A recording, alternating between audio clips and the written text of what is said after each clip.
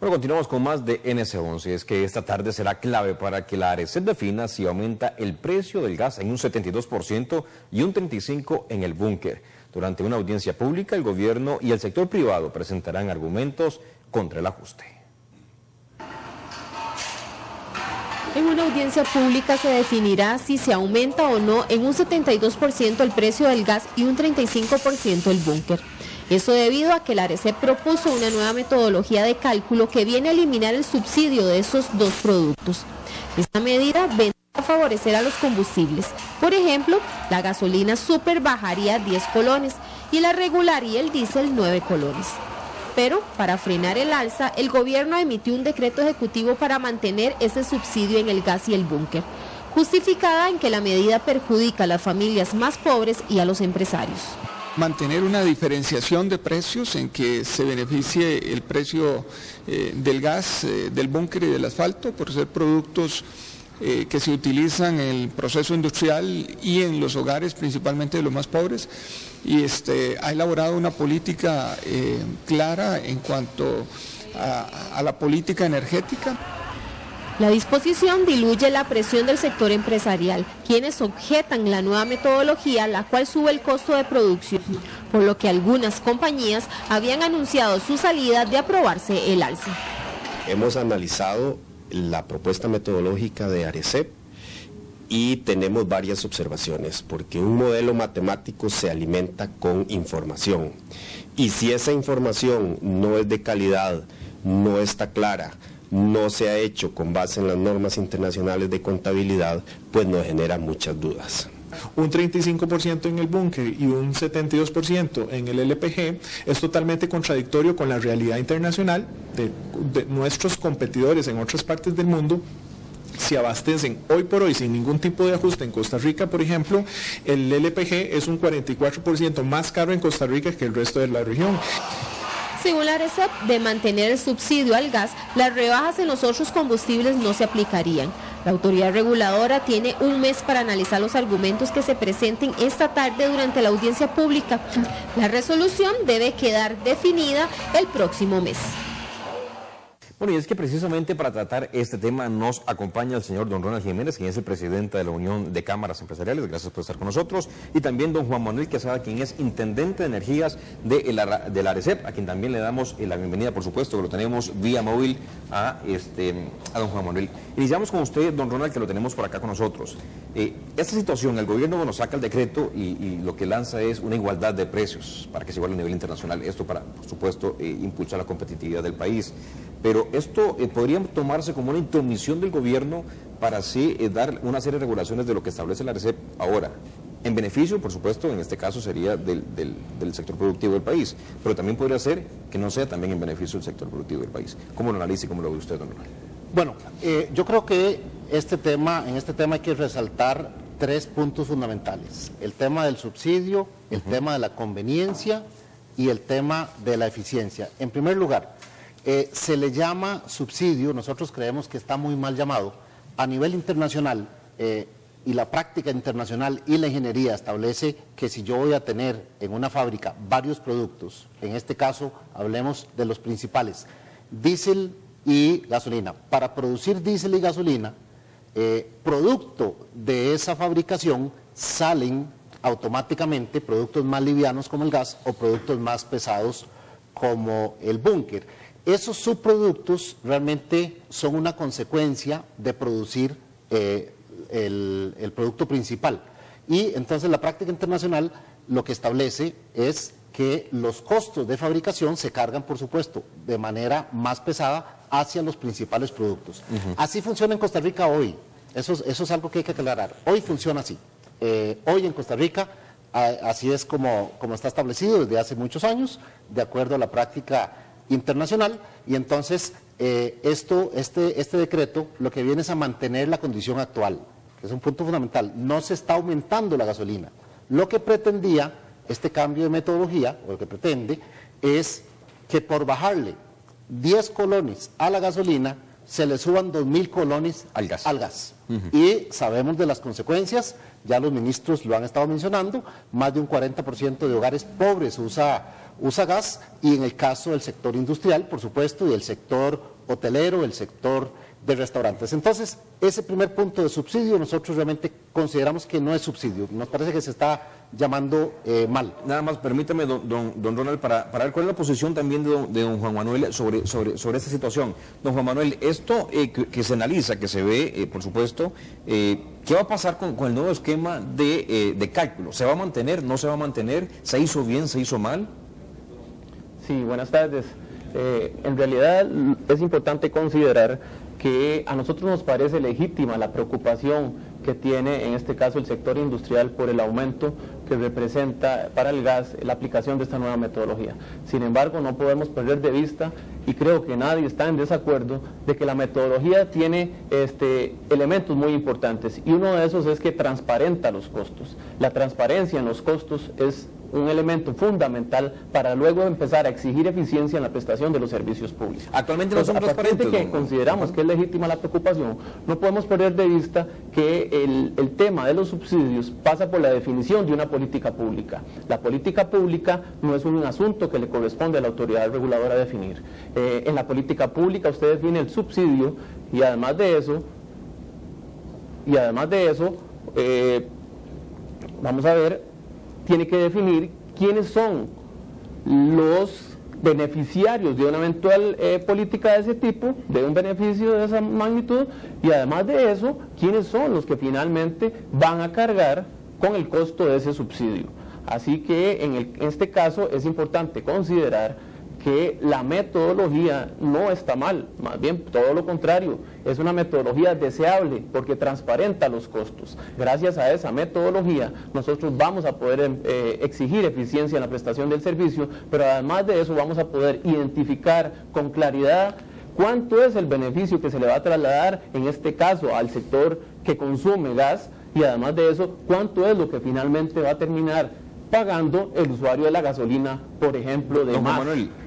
Don Juan Manuel, sobre esto, entonces, ¿podríamos resumir que es el gobierno quien decide quién es el que va a pagar el subsidio? En efecto, el día de ayer el Poder Ejecutivo emitió un decreto en el cual se define una política pública que pretende establecer un subsidio al gas, al búnker y al asfalto, y define que ese subsidio va a ser financiado por los usuarios que consumen los demás productos que comercializa Recope. Esa política pública... Entonces, ¿quién paga todo esto, don Juan Manuel? En resumen, ¿quién lo paga? En este caso lo terminarán pagando los otros usuarios de combustibles que compran gasolina, diésel y demás productos, que son aproximadamente como 15 más, que comercializa Recope. Muy bien, don Juan Manuel toca un tema importante con respecto a que se transparenten los costos. Correcto. Con eso estamos de acuerdo. Nosotros estamos en total acuerdo de que los costos sean transparentes. Nada más que, y es un matiz, insistimos en que llamarlo subsidio puede malinterpretarse. Es una distribución de costos de acuerdo a un estándar internacional que Costa Rica hoy mantiene. Eso es el tema del subsidio, y él toca otro con respecto a la política pública, que es nuestro segundo tema. La política pública se establece por conveniencia y por lo tanto consideramos que ha sido muy oportuno, muy prudente de parte del Poder Ejecutivo emitir una política pública que, independientemente de un esquema puramente técnico, vaya a perjudicar a muchísimos hogares del país. Imagínense, un aumento de un 72% en el gas para empresas que incluso antes usaban búnker o usaban otro tipo de combustible que ensuciaba el ambiente, hicieron una fuerte inversión para poder usar gas que es más amigable con el ambiente, y de buenas a primeras le decimos, le subimos un 72%. Y por eso han habido empresas que son claras en decir, bueno, ante esa situación no me voy de Costa Rica, me expulsan de Costa Rica. Entonces creemos que hay un tema de conveniencia, que es nuestro segundo punto, con respecto a la política pública. Y el tercer elemento nuestro, y lo mencionó también don Juan Manuel, es el tema de eficiencia. Y precisamente nosotros creemos que donde hay mucho que hacer, mucho que trabajar, es en la eficiencia de Recope. Donde sí hay subsidio es en que los usuarios de diésel, de gasolina, de gas, de búnker, todos estamos pagando los costarricenses las ineficiencias de Recope, que son más que conocidas. Ahí sí hay subsidio. Un punto también de efectividad a la hora de ejecutar. Ahora, don Juan Manuel, con el tema de la audiencia que está pactada todavía para el día de hoy, ¿se va a llevar a cabo, se va a realizar esto posterior al decreto emitido por el gobierno? Sí, Alonso, en este caso, pues mencionar que dentro de los antecedentes que tenemos para esta audiencia pública, la Cámara de Industrias había presentado un recurso de amparo que pretendía suspender la audiencia pública del día de hoy. Ese recurso de amparo fue rechazado por la Sala Constitucional. Eso blinda y confirma que vamos a llevar a cabo la audiencia pública esta tarde. No debemos perder de vista que la audiencia pública es el espacio que se ha establecido precisamente para que todas las personas interesadas puedan presentar sus argumentos a favor o en contra. En este caso estamos hablando de que tenemos argumentos en contra de sectores que utilizan de forma intensiva el gas y el búnker, pero también tenemos sectores que utilizan de forma intensiva la gasolina y el diésel, que también se ven afectados si no se baja el precio de la gasolina y el diésel. Entonces, precisamente la audiencia pública es para poder escuchar a todos esos interesados, que finalmente nosotros todas esas observaciones que vamos a recibir las vamos a tomar en consideración a la hora de tomar la decisión final. Ahora, para los dos, nada más inicio con don Juan Manuel, que estaba también con la palabra. ¿Está claro el Poder Ejecutivo, la ARECEP, con la realidad nacional para así establecer los precios? Sin lugar a dudas, en el caso de ARECEP tenemos claro que el reto que tiene este país es procurar la eficiencia en la prestación de los servicios públicos, y en eso es en lo que estamos trabajando. Las metodologías que se están definiendo por parte de ARECEP tienen ese objetivo y vamos a seguir sobre esa senda. Don Ronald, la misma consulta, está el Poder Ejecutivo, la ARECEP y ustedes que están pues en el negocio de todos los días, realmente con una claridad de la situación nacional para establecer precios en este país. Yo creo que sí tenemos una claridad, nos estamos poniendo de acuerdo, y yo creo que eso es bueno que los costarricenses lo conozcan, es una parte positiva de esta situación. Nos estamos poniendo de acuerdo. El Poder Ejecutivo es consciente, y tenemos reuniones muy regulares con ellos, de que hay 220,000 desempleados en Costa Rica y que esta situación podría agravarla.